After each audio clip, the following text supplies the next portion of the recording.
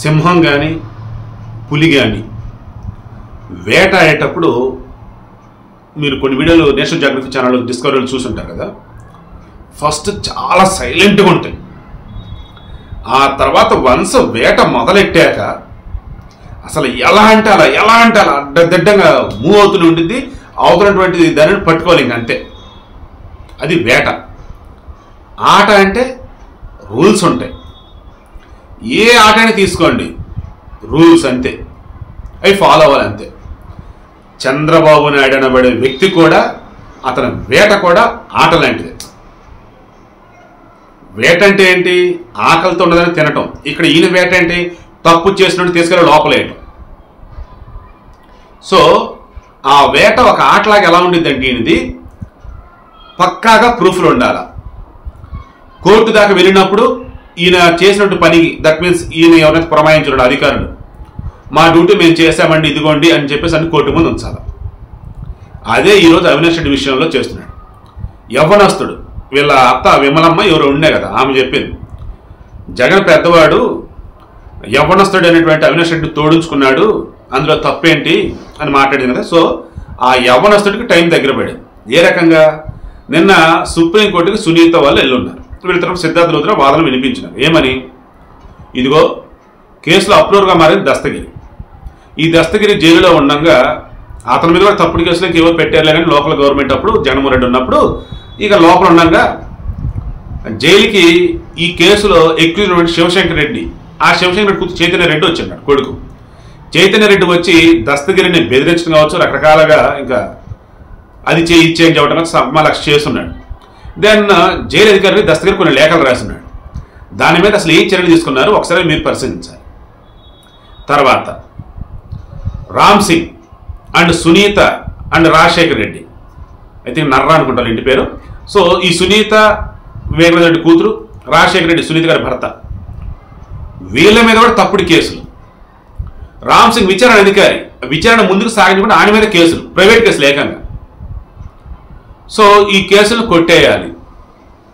ముందుగా అవినాష్ రెడ్డి ఎక్యూజ్డ్గా ఉన్నాడు వివేకానంద రెడ్డి హత్య కేసులో. అతను బెయిల్ మీద ఉన్నాడు, తెలంగాణ కోర్టు బెయిల్ ఇచ్చింది. అతను బెయిల్కి సంబంధించిన కండిషన్స్ ఏవైతే ఉన్నాయో అవన్నీ వైలేట్ చేసుకుంటూనే ఉన్నాడు. సాక్షులు కావచ్చు, అప్రూవల్ కావచ్చు బెదిరిస్తూనే ఉన్నాడు. సిబిఐ వాళ్ళు అరెస్ట్ చేయడానికి వెళ్తే వారిని ఏకంగా ఆనాడు దగ్గర కూడా రానివ్వకుండా బెదిరించి పంపించేశారు. సో ఇలా చెప్పుకుంటూ పోతే అవినాష్ రెడ్డి అనబడే వ్యక్తి బెయిల్ మీద బయట ఉండటం అంటే ఈ కేసులో ఏమాత్రం కూడా న్యాయం అన్నది జరగదు బాధితులకి అని గట్టిగా వాదన వినిపించిన మూమెంట్లో నాకు తెలిసిన అవినాష్ రెడ్డి తరఫున కూడా ఎవరు కోర్టుకు వచ్చినట్లేరు, సిబిఐ తరఫున ఎవరు వచ్చినట్లేరు. దాన్ని ఏం చేసిందంటే కోర్టు వాట్ నెక్స్ట్ అన్నప్పుడు ఈ సునీత, రామ్ సింగ్, రాజశేఖర్ రెడ్డి కేసులు ఏవైతే నమోదు ప్రైవేట్ కేసులు రిమైనింగ్ అవి, వీటినేమో ఫిబ్రవరి 24 వాయిదా వేశారు. మీ ఒపీనియన్ చెప్పండి స్టేట్ అన్నట్టు, అండ్ అసలు ఏంటి ఆ కేసుల సంగతి మొత్తం చూడండి అన్నట్టు. ఇక అవినాష్ రెడ్డికి సంబంధించిన బెయిల్ రద్దు చేయాలని కానీ, తర్వాత ఎవరైతే ఈ చైతన్య రెడ్డి జైలుకి వెళ్ళి దస్తగిరి ప్రభావితం చేసడం కానీ, దీనికి సంబంధించి స్టేట్ గవర్నమెంట్కి, సిబిఐ వారికి, అవినాష్ రెడ్డికి, చైతన్య రెడ్డి అందరూ కూడా నోటీసులు ఇచ్చున్నారు. సో మొత్తం ఇప్పుడు చూస్తే ఏమర్థమవుతుంది? ఇక్కడ క్లియర్గా రానున్న రోజులలో అవినాష్ రెడ్డి అనబడే వ్యక్తి జైలుకి వెళ్ళటం ఖాయమైనట్టు అర్థమవుతుంది. ఎందుకు?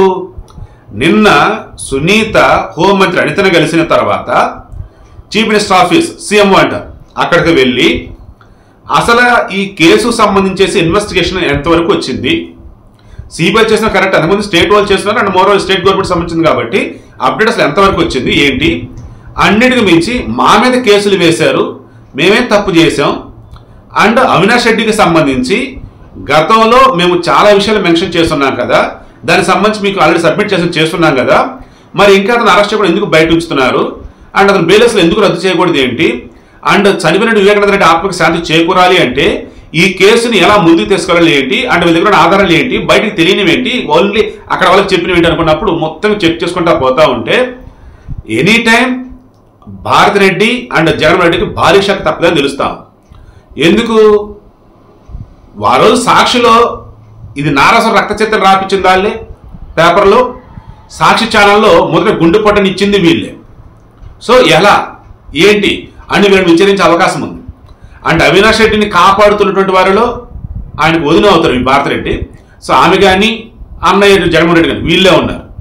సొంత చెల్లి షర్మిలను కూడా దూరం పెట్టి, చనిపోయినట్టు వివేకానంద రెడ్డి కూతురు సునీతను సైతం దూరం పెట్టిన మాటలు అనిపిస్తూ కూడా అవినాష్ రెడ్డి మాత్రం కాపాడుకుంటూనే వస్తూ ఉన్నారు. సో అటువంటి అవినాష్ రెడ్డిని అరెస్ట్ చేస్తే ముందు షాక్ వీళ్ళకే అన్నట్టు. అండ్ ఈ సిబిఐ వారికి సంబంధించి విచారణ చేస్తున్న మూమెంట్లో చనిపోయినాడు కానీ లేదన్నప్పుడు హత్య కాబడ్డాడని కానీ ఇవన్నీ కూడా ముందే వీళ్ళకి తెలుసని, కానీ వీళ్ళు దాన్ని తారుమారు చేసిన సాక్షిలో వార్తలు ఇప్పించడం కానీ, అంటే సాయంత్రం వచ్చేసరికి జగన్మోహన్ రెడ్డి వచ్చేసి గొడ్డలతో నరికారని చెప్పడం కానీ, ఎన్నిసార్లు నరికాడు, ఎక్కడ నరికాడు, ఏం చేసినట్టు చెప్పడం కానీ, ఇవన్నీ కూడా చూస్తే మొత్తం జగన్ తెలిసినట్టు. ఆబ్వియస్గా ఇక బాత్రెడ్డి ఆయన భార్య కాబట్టి పక్కన ఉన్నారు కాబట్టి వాళ్ళకి కూడా తెలిసి ఉంటుంది. సో వీళ్ళని కూడా విచారణ చేసే అవకాశం ఉంది. అండ్ అవినాష్ రెడ్డికి సంబంధించి బెయిల్ రద్దు అవకాశం నాకు స్పష్టంగా కనిపిస్తాం. రానున్న రోజులలో జైలుకి వెళ్లే బ్యాచ్లో ఖచ్చితంగా అవినాష్ రెడ్డి అయితే ముందుంటాడు. వివేకానంద ఆత్మ శాంతి చేకూరే విధంగా చంద్రబాబు గవర్నమెంట్ అడుగులు వేస్తుందని అయితే కోరుకుంటూ ఉన్నాను.